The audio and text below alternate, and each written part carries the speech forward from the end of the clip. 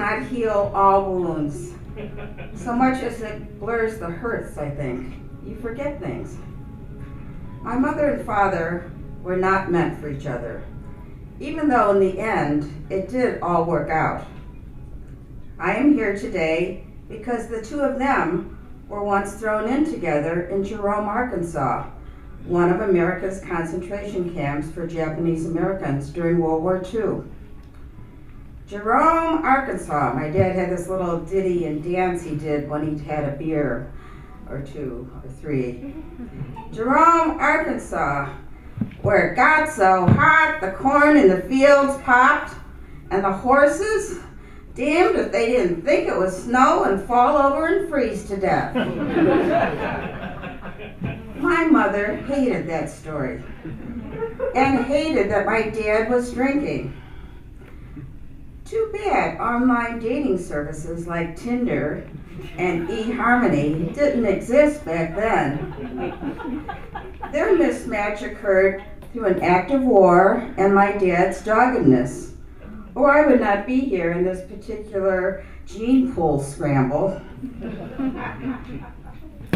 When I look at an old photo that I have of the two of them sitting in their 1940s finery at a fancy dance hall on Ashland Avenue in Chicago before they were married, I can see that they were really, really different from each other. They are at a white tablecloth event with their friends, folks they had also gotten thrown in together with during their camp days. My dad's wavy, Errol Flynn, slick down hair and come hither stare jump out at you. You can almost inhale his cigarette smoke and flirt with those eyes that never missed a thing, especially a pretty face. But in this picture, my mother is looking off to the side, as if trying to find a way out of their courtship. Her conservative, form-fitting navy blue suit and updo look somehow uptight and displeased with the whole scene, as if she would really rather be home reading a book.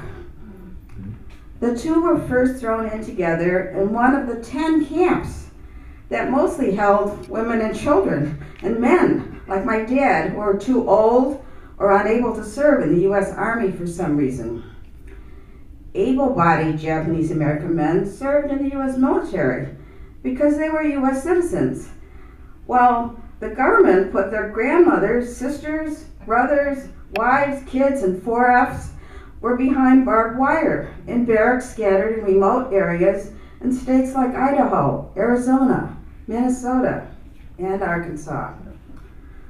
My mom and dad would not otherwise have crossed paths in a million years. After the 1966 Freedom of Information Act, I sent for their FBI files, just out of curiosity, because I wanted to know more about what was in them and what they were like in the good old days before the war and before they were married. That was when I first suspected that eHarmony would have definitely placed these two with other people. Theirs was a match made by happenstance. Both of their FBI files were filled with facts about their friends and what they read. Time magazine? What was wrong with that?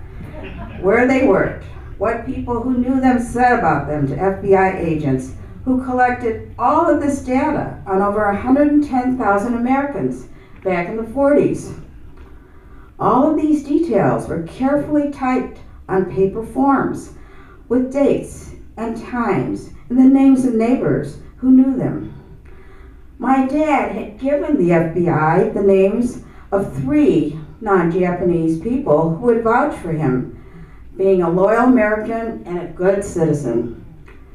One of his references was the chief of police in his little hometown of Parlier, California, where his father owned a cafe that did have a backroom card parlor where gambling and who knows else what took place. The chief said to the FBI, according to the file, "You ought to lock up this Jap behind bars and throw away the damn key."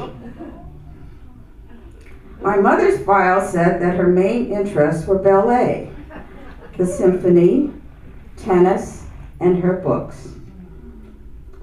After they were released from the Arkansas camp, they were not allowed to return home to California. They had to move to the Midwest. My mother was released temporarily at first to look for a job in Chicago, but could not find one according to the back and forth correspondence with the camp director.